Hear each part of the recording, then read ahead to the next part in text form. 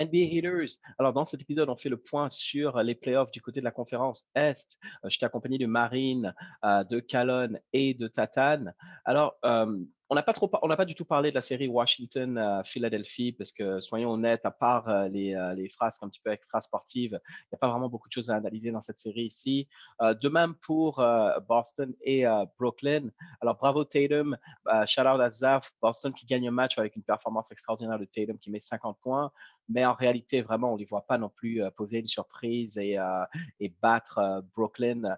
Donc voilà, on s'est plus concentré vraiment sur ces oppositions entre Atlanta et New York. Alors, un Trae Young qui nous impressionne pour sa première campagne de playoff versus un Julius Randle qui, de l'autre côté, vraiment struggle et a de la misère. Vous allez voir un petit peu ce qu'on pense de cette série. Et bien entendu, on a parlé du côté de Miami. Tout le monde voyait Miami passer dans l'épisode de prédiction qu'on avait fait. Au final, les Bucks nous font déjouer et nous surprennent. On parle un peu justement de qu'est-ce qui passe, qu'est-ce qui fonctionne du côté des Bucks, les ajustements et du côté de Miami, qu'est-ce qui n'a pas justement, qu'est-ce qui n'a pas marché parce que down 3-0, on s'entend qu'ils ne vont pas revenir malheureusement dans la série. Marine nous fait le point sur l'avenir de son équipe. Donc voilà, vous allez découvrir tout ça. Merci encore. N'hésitez pas à interagir. Vous avez les informations un petit peu pour interagir avec nous. Je vous souhaite un bon épisode et n'hésitez pas à nous dire ce que vous en pensez. Alors, c'est parti. On y va avec cette série Atlanta, les Hawks contre les New York Knicks. Alors, on va devoir revenir un peu sur les promos parce qu'il me semble qu'on avait dit, on voyait tous au début New York qui devait s'imposer assez facilement. Au final, la série est maintenant à Atlanta. Et c'est 2-1 pour Atlanta dans la série. Écoute, Calonne, je vais envoyer ça tout de suite dans ta direction. Dis-moi un peu, qu'est-ce que tu penses que qu'on avait peut-être pas vu et que maintenant, là, il faut revenir un petit peu sur cette analyse-là. Vas-y. Ouais, déjà, j'ai envie de dire, c'est pour ça qu'on aime le basket, parce que tu vois, tout Mhm. n'est pas écrit, tout n'est pas gravé dans la pierre en basket, tu vois. Ouais, Euh, on avait tous vu les Knicks passer relativement facilement, ouais, en fait, c'est ça. mais en fait, on n'avait pas pris en compte l'envie des Hawks, tu vois. Et Trae Young, pour le coup, qui lui a l'impression qu'il a beaucoup de choses à prouver, donc il prend les Hmm. jeux en main. Un Huerter qu'on n'attendait pas. Ouais, Il m'a Kevin Huerter, ouais, il il était m'a surpris, grave ouais. choqué, tu vois. Je me suis dit, waouh, je l'ai jamais vu jouer aussi bien, Ouais, tu vois. ouais, En vrai, ils sont vraiment balance comme équipe, hein, et on les attendait pas à ce niveau-là. En tout cas, moi, je les attendais pas à ce niveau-là. Et ouais. il y a un duel de coaching, en fait, que je trouve super intéressant. Tibbs qui fait du Tibbs et en face, comment il s'appelle déjà? Et Le qui coach fait de du très, très, très Nick bon McMillan. boulot, Oui, oui, c'est ça. Ouais. Ned Ouais. McMillan. Thibodeau, en fait, quand je dis Tibbs, il fait du Tibbs. Maintenant, tu te rends compte, en fait, que il n'a pas la profondeur de banc qu'il espérait. Ouais, Parce c'est que ça. le match 2 où Derrick Rose joue, je sais plus, 40 Presque minutes, un 40 truc comme minutes, en ça. fait. Presque 40 Tu minutes, dis, ouais. ouais, ouais, presque Mhm. 40 minutes à quoi, 36 ans. Ouais. Tu dis, waouh, quand même, tu vois. Et c'est là que tu vois la difficulté des Knicks. Il a pas la profondeur de banc et comment il s'appelle, un Randall qui n'est pas au niveau où on l'attendait, quoi. Ouais, non, c'est clair. Mais justement, Pour moi, c'est ça et la grande Tatane, c'est ce que différence. je voulais te faire parler de ça ici. Première série de playoffs pour que ce soit Julius Randle, que ce soit RJ Barrett, le rookie. De l'autre côté, on a Trae Young et Kevin Huerter et Jason Collins, en fait, John Collins, tous ces gars-là. Et c'est là qu'on voit, c'est en playoff qu'on voit en fait ta vraie nature. Et Tatane, parle-moi un petit peu on va juste un peu se concentrer sur Trae Young et Julius Randle. Comment tu peux un petit peu assess un petit peu leur performance là? Parce que Trae Young, moi, pour te dire un petit peu ce que j'ai pensé, moi, il m'impressionne, hein. Franchement, je ne le voyais pas à ce niveau-là, là, en playoff. C'est bien beau de faire tes trucs en saison régulière. Là, tu commences en playoff sur la route au Madison Square Garden avec un public qu'on a vu qui est assez hostile et il délivre la marchandise, quoi, tu vois. Donc, vas-y, parle-moi un petit peu de ces deux oppositions, Randall contre justement Trae Young. Trae Young, là, je pense qu'il est. En fait, j'ai l'impression qu'il est fait pour ça. Il est Allez, fait pour ça. Et ouais, comme tu disais, en saison régulière, bon, voilà, on dit c'est la saison régulière, il fait le kéké, il fait un peu le malin, tout ça. voilà, Mais c'est ça. en fait, là, c'est la continuité, en fait. Le mec, il est prêt. Premier match de playoff au Garden, tu climatises toute la salle. Qu'on remettre pour faire ça, là, bravo, ouais, c'est clair. Et il continue, en fait, tu vois, il a dit match 2, ils perdent, il se démonte pas, en fait. Il rendez-vous chez nous, Atlanta, ouais. il gagne. Et ouais, le mec, il répond très, très bien, il est vraiment au top. Et Randle, ben, je sais pas. Il a fait une très grosse saison, mais je sais pas s'il a pas, je sais pas s'il manque de confiance en ses coéquipiers ou je trouve qu'il veut trop en faire. Tu penses que c'est ça, là? Ouais, qu'il veut trop en faire, ouais, vas-y. Justement, avec la pression du moment, qu'il essaie d'en faire un peu trop et du coup, ben, malheureusement pour lui, il est pas dans l'efficacité. Ouais, c'est clair. Et puis moi, je porte souvent attention aussi aux déclarations qu'ils font. Et tu vois, avant que la série commence, là, on avait interrogé Julius Randle. Il lui demande alors, comment tu penses que tu vas gérer ça? Parce que c'est ta première série en playoff, on va avoir de la pression, ils vont te double team, peu importe. Et lui, dans sa déclaration, il était comme, no pressure, moi je suis tranquille, je sais ce que je vais faire, etc.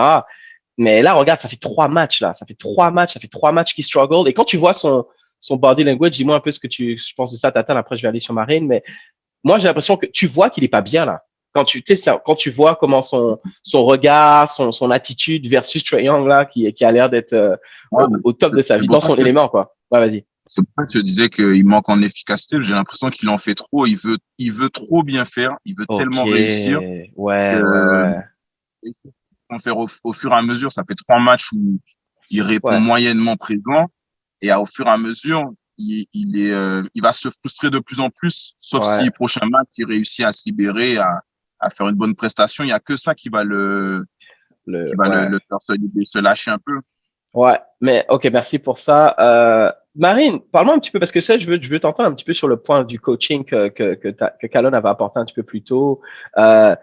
Tibbs qui fait du Tibbs et qui est vraiment en train d'user les gars. Et quand tu vois du côté d'Atlanta, est-ce qu'on n'a pas l'impression qu'en vrai, et moi, c'est ce que j'avais essayé de vous dire au début, que sur le papier, Atlanta avait quand même plus de talent que les Knicks. Et on a l'impression qu'on voit ça un petit peu. Parle-moi un petit peu des ajustements du comportement de Tibbs et comment tu vois que New York peut s'ils ont une chance de revenir dans la série, là. Je pense que le travail de Tibbs moi je vais parler dans le vestiaire, parce qu'après on a vu que sur le terrain, voilà, ça parle. Hier, on a vu, il y a eu de la défense. New York a eu très très peu de réussite, donc sur le terrain c'est passé. Moi j'ai envie de me concentrer sur ce qui s'est passé dans le vestiaire et qu'est-ce qu'il a pu dire aux gars comme Trae Young pour que une série comme ça se passe, parce qu'on l'a vu, Trae Young, il y a eu les hostilités, il y a eu les problèmes, tout ça, il y a eu les insultes, tout ça. Et au final, même si Trae Young ça a l'air d'être quelqu'un qui prend tout à cœur, là il a l'air détaché et dans sa série. Donc je pense qu'il y a eu un problème, il y a eu pas eu un problème, mais il y a eu un focus sur le coaching mental en disant ouais, c'est toi la star, c'est toi qui dois nous amener en playoff, tu as fait des déclats l'année dernière, tu en as fait cette année, maintenant c'est ton moment de parler. Il a justement lui dire, comme tu as dit, qu'il était né pour ça, parce que tu le vois que la pression le galvanise en fait. Genre, ça le remotive. Là où Julius Randle, je pense qu'il a le fait d'avoir eu le MIP et d'avoir le public et tout ça, vouloir avoir toute cette pression. Et New York, c'est ça, parce que c'est pas facile de se dire, je veux porter New York sur mes épaules. Vas-y, continue. Tandis que à Atlanta, on a clairement dit à Trae Young, écoute, c'est toi qui dois tout faire. Et il a embraced the role, tu vois. Il a tout pris, il a dit, je vais le faire. Et ça donne des moments incroyables où il dit, on se retrouve à Atlanta. Il dit, it's quiet as fuck here, tu vois. Genre c'était ouf. C'était ouf. Et je pense que le bon coaching mêlé à une bonne préparation mentale, ça mène à ce qu'on a ici à Atlanta. Ok.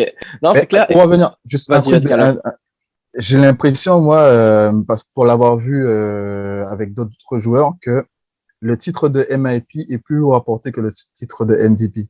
Parce que le titre de MVP, en fait, ce sont des joueurs qui sont accomplis, en fait. Tu t'attends à ce qu'ils soient MVP. Donc, forcément, quand ils sont MVP, ils jouent comme des MVP. Et les MIP, quand ils sont MIP, en fait, tu as l'impression qu'ils se disent, il faut que je prouve, en fait, que je peux rester à ce niveau-là. Et je pense que c'est ce qui arrive à Randle. Il veut tellement prouver que je l'ai mérité mon titre, qu'il déjoue en fait finalement. Qui déjoue en fait, c'est ça. Mais après, après je vais vouloir vous entendre sur, parce que écoutez, la série n'est pas finie, il y a 2-1. Le match 4 va être critique en fait, parce que si les Knicks perdent, et que ça retourne au Garden down 3-1, là, moi, je vois Trae Young nous sortir une performance et juste fermer la bouche au Garden. Là. Lui, il va vouloir kill. D'ailleurs, encore une fois, je fais mon mea culpa à Trae Young. Hein. C'est pas un joueur que j'aimais, mais j'aime le voir en playoff. C'est bizarre à dire, hein, mais j'aime le fait qu'il porte un peu ses, qu'il soit comme, OK, I got this, et c'est ça qu'on veut voir aussi au basket. Juste pour revenir un petit peu sur le jeu, moi, j'ai l'impression que New York, quand ils jouent, ils forcent, en fait. C'est-à-dire que chaque fois qu'ils mettent un panier, on dirait vous voyez un peu ce que je veux dire, que c'est tellement difficile. Tandis qu'à Atlanta, Trae Young arrive à créer des décalages. Il fait ses shoots, il rentre dans la raquette, il met ses petits floaters, il décale ses shooters. J'ai l'impression que quand il manque, c'est plus parce que, OK, on a manqué un shoot ouvert, on a manqué quelque chose de facile. Tandis que les Knicks, à chaque attaque, t'as l'impression qu'ils dépensent une énergie terrible. C'est la guerre. Mais c'est la guerre, en fait. Pour chaque basket, c'est la guerre. T'as Taj Gibson, il va prendre des rebonds. T'es comme, bro, what's going on? Et justement, est-ce que vous pensez que voilà, un point sur cette série, est-ce que vous pensez que les Knicks peuvent encore gagner ou comment vous voyez ça? Callan, vas-y. Moi, je pense qu'ils peuvent encore le faire. Je pense qu'ils peuvent encore le faire. Je pense qu'ils ont des atouts qu'ils n'ont pas encore utilisés. Je prends le cas de Elfrid Payton, qui, il fait pas un super playoff, mais qui peut apporter quelque chose. Et c'est ce que tu disais. En fait, c'est un facilitateur en général. Et aujourd'hui, on n'a pas l'impression que les choses soient facilitées chez les Knicks. Donc peut-être en fait qu'il y a ces petits atouts-là à jouer. T'as des mecs qui ont de la bouteille, comme je disais. T'as des Derrick Rose, t'as des Trey Burks. C'est des gens en fait qui peuvent porter l'équipe sur leur. Et en fait, il suffit que Randle aussi. Il y a un déclic, quoi. Qui a un déclic. Ouais. OK. Donc forcément, il y a de l'espoir pour les Knicks. Ça, c'est un peu le taf de Derrick Rose, de débloquer Julius Randle. Aussi, ouais. Ah ouais, c'est son taf, c'est lui qui a l'expérience. Si le coach n'arrive pas à faire passer le message, parce que je suis sûre que Thibodeau a essayé, c'est un cadre de venir voir le jeune. Tu vois, genre, c'est le cadre qui vient encadrer le jeune. C'est vraiment pour ça qu'il est là aussi. Quand tu vois qu'il met encore 30 points hier, il doit lui dire, gars, viens, on va bosser. Viens, on fait un truc à deux. C'est à lui. Je pense que le déblocage va venir d'un cadre du vestiaire. Pour débloquer Randle, vas-y. Tatan, vas-y, le mot de la fin sur cette série. On va passer après à l'autre. Mais vas-y, est-ce que tu vois un peu les Knicks New York perd le prochain match, pour moi, c'est fini. I think so too. Moi, je pense aussi. New York, ils ont la série est quand même. C'est pas des blowouts, tu vois. C'est des matchs qui se disputent malgré le fait que New York il l'air un peu bancal et que Randolph n'ait pas encore fait un gros match, tu vois. Il suffit qu'il fasse un gros match et ça change complètement le jeu de New York. Ouais. Donc ça peut jouer encore, mais je pense que ça dépendra du prochain match. Du prochain match, tout se joue au prochain match. Je suis d'accord avec ça. On va passer à la prochaine série, Miami Heat contre les Milwaukee Bucks. Alors, Marine qui est passée très proche d'un titre l'année dernière en finale dans la bubble, mais elle a eu son titre cette année. C'est pas Miami, c'est le LOSC de Lille. Alors, shout out, vas-y, Papa. Voilà, je fais un gros big up à tous les supporters lillois et je dis merci à cette équipe de Lille qui nous aura fait vibrer cette année. Les champions de Ligue 1, voilà, merci. J'ai revécu ça 10 ans après le doublé, juste merci. Alright, c'était ton moment, Marine, parce que je pense que, hey, t'as compris que c'est le seul titre. C'est fini le podcast pour moi, je peux y aller? Justement, c'est ça. Voilà, Miami dans une position très difficile, down 3-0, on le voit pas revenir dans cette série. Calonne, qu'est-ce qu'on n'a pas vu en fait? Parce que pareil, là encore, dans nos prédictions, il n'y avait pas vraiment de chance qui était donnée au box. On voyait tous Miami s'imposer, mais avec maintenant le recul, qu'est-ce que tu penses qu'il avait manqué un petit peu dans l'analyse? Déjà, je tiens à féliciter Marine d'être venue sur le poste pour le pod. Je veux dire, en fait, je dis ça par rapport à Zaf qui lui. Écoute, quand je vais être honnête, si tu le faisais pas, c'est moi qui allais la faire. Bien joué. Voilà, elle au moins, elle a le courage de venir. C'est ça. Et je viens avec le sourire, c'est ça qui est beau. C'est ça, exactement.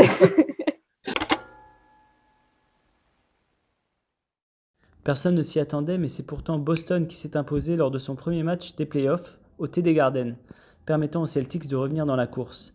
Avec les 50 points de Tatum et un bon match de Smart, Thompson et Fournier, les Celtics réussissent l'exploit face à la machine offensive des Nets.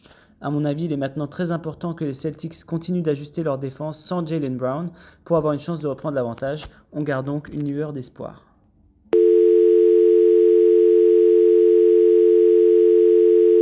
Mais peut-être que nous, dans notre analyse, en fait, on a sous-estimé les Bucks.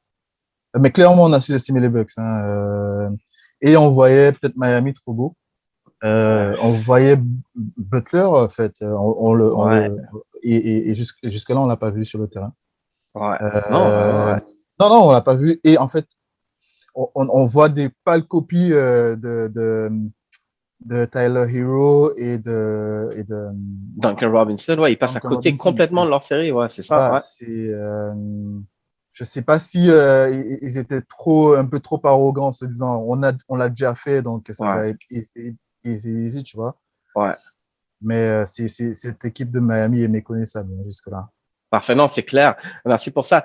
Tatan, dis-moi, t'as pas l'impression que, justement, que tout, pour moi, c'est bête à dire, hein, il y a 3-0, mais pour moi, tout se joue au match 1, en fait. Tu sais, le match qui va en overtime, Jimmy, et qui perd sur un buzzer beater de Chris Middleton. Et je me dis que si Miami gagne ce match, du côté des Bucks, dans la tête, ça, tout de suite, ils sont en mode, oh my, tu sais, la presse va commencer à dire, OK, ils l'ont pas cette année, da, da, da. Et peut-être que Miami, oh, mais de fait de perdre ce match-là, alors que les Bucks, quand on regarde leurs statistiques, en fait, ils n'avaient pas super bien joué sur cette rencontre-là. En fait, ils n'avaient pas shooté correctement et tout, et ils ont quand même gagné. Après, au match 2, on les a vus sortir le rouleau compresseur et être complètement relâchés. Ils sont partis à Miami et pareil, ils jouent sans pression, les Bucks, ils jouent leur Ouais. basket. Et justement, c'est dommage. Toi aussi, la même question du côté que de Calonne. Qu'est-ce qui a fait la différence là? Parce qu'au début, moi, je vous avais dit, hey, Drew Holiday, PJ Tucker, peut-être des gens un petit peu plus solides autour de Giannis. Vous m'avez dit là, vous étiez comme, come on, bro, but they playing, man. So, est-ce qu'il n'y a pas un Ouais, petit peu de crédit à donner là aussi? Vas-y. Non, je pense que on a un peu manqué de réalisme. Yeah, On est vas-y. resté sur l'impression de Miami en se disant que, vu le parcours qu'ils ont eu l'année dernière, même s'ils ont eu une saison un peu bancale, ils seront capables de nous ressortir la même chose en playoff. Ouais. Mais je sais pas si le premier match, je sais même pas s'il aurait eu un tel impact en fait dans l'autre sens, parce que là sur les 3 matchs, il y a pas photo en fait. Il y a pas Je crois il y a un photo. match, il y a 7 points.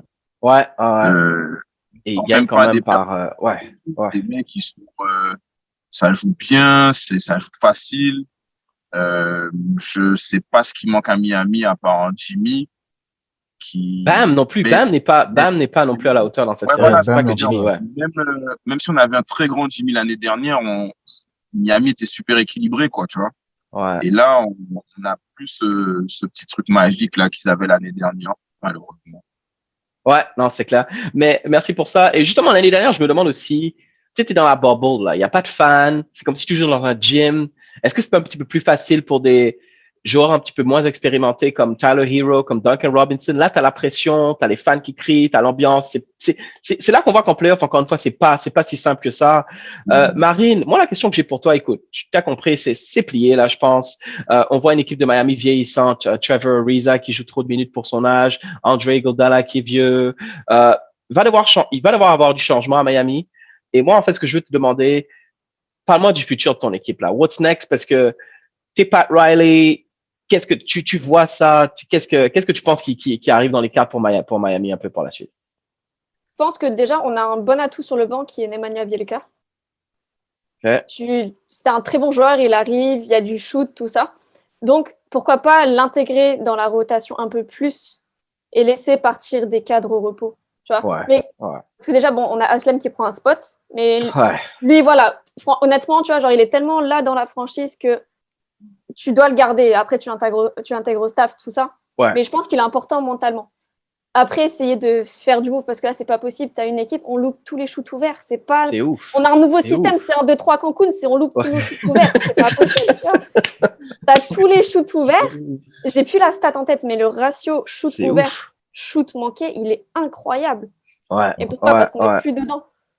Ouais. Faut se reconcentrer. Je préférais, honnêtement, que là, on prenne un sweep. Ouais. Comme ça remet les têtes à zéro. Et maintenant, on se pose, on dit, OK, maintenant, on reconstruit quelque chose pour l'année prochaine, être compétitif tout de suite. Quitte à trader un Duncan Robinson ou un Tyler Hero, tu vois. Pour aller chercher une troisième pièce, parce que tu vois que c'est là que tu vois quand même que... Et je vois arriver les fallait trade pour Harden, tout ça. Non. Non. Je voyais, fallait trade Tyler Hero pour James Harden. Non. C'est ça, tu étais contre ça à l'époque. Ouais. Et maintenant, tu veux le mettre dans le package. Tu es toujours. OK. Je suis toujours contre la venue de Harden à Miami. Parce que Harden, c'est un joueur que j'aime pas avoir joué. Il est très fort, je l'admets, mais je n'aime pas le voir jouer. Non, mais il va pas venir à Miami, je te rassure. Il est à J'espère Brooklyn. bien. Ouais, Voilà. ouais, De toute ok, façon, ok. les strip clubs, ils sont fermés Covid, tout ça. Ah. Mais non, quitte à en mettre un dans le package, parce que tu vois clairement que sur ces playoffs-là, c'est pas bon. Mais même si tu le mets pas, je veux dire, attention, vous pouvez être tradé, tu sais, pour mettre un coup de flip, en fait. Et faire Tu penses que revenir un c'est ce que ça va prendre. Ouais, c'est ça. Ouais, Pourquoi ouais. pas? Tu te dis, ils sont bons sous la pression. Si ces gars-là se nourrissent de la pression, tu dis, ta campagne de playoff, elle n'a pas été bonne, je veux voir ce que je peux tirer pour toi. À moins que tu me prouves le contraire, là, pendant l'été, et que je vois. Mais il faut essayer de faire partir quelques anciens. Mais oui, non, là, il faut. C'est ça, en fait. Et moi, je pense que, mais merci de dire ça. Quand on a vu l'analyse, c'était ça, en fait, de voir quand même une équipe vieillissante, tu vois. Parce que Aslim, d'accord, c'est le hit culture, il prend un spot, mais il joue pas, tu vois. Puis après, c'est là que tu vois par rapport à l'équipe des Bucks qui joue avec un pace et qui joue avec une intensité. Et Miami qui a pas réussi à suivre, en fait. Donc, c'est ça. Comme tu dis, il va falloir mettre certaines personnes sous pression. Je sais pas si vous avez entendu un petit peu ces tensions qu'il y a peut-être entre Jimmy Butler et le coaching staff. On va peut-être en savoir plus à la fin de la saison, quand tout ça, enfin à la fin de la série pour eux, quand tout ça sera plié. J'ai hâte de voir un petit peu comment ça va évoluer du côté de Miami. Est-ce que vous avez peut-être quelque chose encore à dire sur cette série ou enfin voilà quoi. Parce que les Bucks, en fait, moi j'ai envie que Bucks passe cette série parce que guys, pour la suite là, et on va se faire un épisode sur ça. Il y a un Bucks Brooklyn là. Oh boy, oh boy. Ça va être toute une série là. Justement, moi, je trouve justement qu'ils ont tellement approuvé les Bucks que là, tu sais, tu peux leur mettre n'importe qui en face, ils vont se battre, tu vois. Parce que même pareil, comme nous, on les a cassés, je pense que plein d'autres personnes les ont cassés, tu vois. Ouais, ben oui, c'est ça. Mais c'est parce que leur mentalité, elle a complètement changé par rapport à l'année dernière. C'est plus la même équipe. Mentalement, c'est pas la même préparation. C'est ça que je dis. Ouais, ben c'est ça. Pour moi, perdre un gars comme, tu sais, quand tu perds des gars qui sont faibles mentalement, parce que regarde Bledsoe, par exemple. Bledsoe, c'était ça. Hein. Il avait rien dans la tête, tu vois. Enfin, il avait pas rien dans la tête, no offense to him, mais ce que j'essaie de dire, c'est que il était faible mentalement. Voilà. C'est ce que j'essaie de dire.